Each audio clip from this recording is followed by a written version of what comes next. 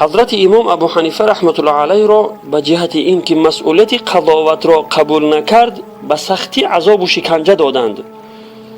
چون زمان خلافت ابو جعفر منصور خلیفه عباسی، خلیفه به ابو حنیفه رحمت الله علیه سفارش کرد که زمام امور قضاوت را به عهده گیرد، ولی ابو حنیفه رحمت الله علیه به منصور گفت من مستحق قضاوت نیستم و لیاقت آن را ندارم.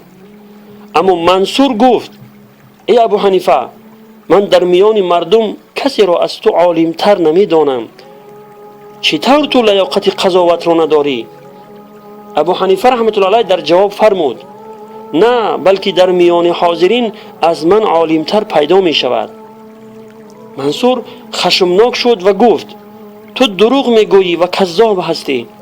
ابو حنیفه رحمت الله علیه با خوشرویی و آرامش در جواب گفت اگر من دروغگو باشم به چه دلیل راضی هستی که این امر مهم را به مرد کذاب و دروغگو بسپاری؟